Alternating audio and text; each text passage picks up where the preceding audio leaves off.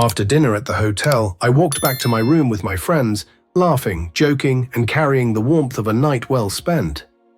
It had been a simple, joyful gathering filled with chatter, photos, and a few light-hearted videos. One of my friends had casually recorded moments throughout the evening just for fun. At the time, it felt harmless, just a way to remember the laughter and connection. I had no idea that same video would soon shake the foundation of my marriage. When I returned home, everything seemed normal at first. My husband, calm and composed, asked how the dinner had gone. I smiled, told him about the great food and the laughs we shared. But there was something different about him, something off. His smile was tight and his eyes didn't match it. He was holding his phone, and then he asked the question that changed everything. "Who was that man sitting next to you?" I paused, confused at first. Then it clicked. He had seen the video, someone had posted it online. In it, I was seated next to an old classmate. We were laughing at something silly, leaning in the way old friends sometimes do when caught in a shared joke. But to my husband, it didn't look innocent. It looked personal, too personal. I quickly explained who the man was, how we all knew each other, how the conversation was light-hearted and nothing more. But I could see it in his eyes. He didn't believe me. Where trust had once lived, suspicion now lingered. I repeated myself again and again. It was nothing. Just dinner, just friends. But he kept replaying the video, zooming in on every glance, every smile. To him, it wasn't just a clip. It was evidence. My laughter looked like flirting. My ease looked like betrayal. He began questioning me in a tone I'd never heard before. Not loud, not cruel, but sharp, cold, like I was a stranger who had broken something sacred. I wasn't guilty, but I felt like I was on trial for something I hadn't done. That night, he went to bed without saying another word.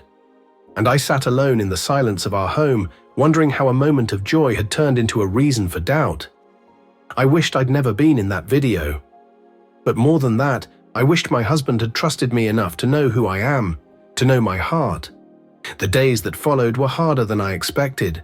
He became distant. He'd barely look at me. Conversations were short, cold, and guarded.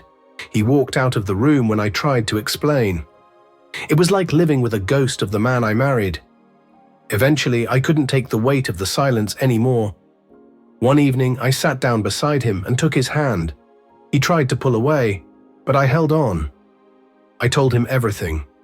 Who was at the dinner? What we talked about? Why the laughter meant nothing more than friendship. My voice cracked as I reminded him of the vows we made. To believe in each other, to stand by each other, especially when doubt crept in. For the first time, he really listened. His anger had dulled, replaced by something quieter, hurt. I saw it in his eyes, and finally he spoke. "I don't want to lose you, but I can't stand the thought of you with someone else." His voice wasn't angry anymore. It was vulnerable, scared. That fear, more than his silence, broke my heart. I looked him in the eyes and told him the truth. There is no one else. There's only ever been you. I reminded him that a few seconds of video couldn't capture the whole truth of a marriage. That trust had to be stronger than any blurred image or misunderstood moment. Eventually, the weight in his eyes softened. The walls between us began to lower, piece by piece. He apologized for doubting me, and I forgave him. But the cracks remained, quiet reminders of how fragile trust can be once it's shaken. We promised each other more honesty, more clarity, more communication. It wasn't a perfect solution, but it was a new beginning. And now, looking back, I understand something I didn't before. Love is built on laughter, yes, but it survives on trust, even when it's tested, even when a moment of misunderstanding tries to rewrite the truth. That video could have broken us. Instead, it reminded us how hard we have to fight to hold on to what's real. Because in the end, love must always be stronger than suspicion.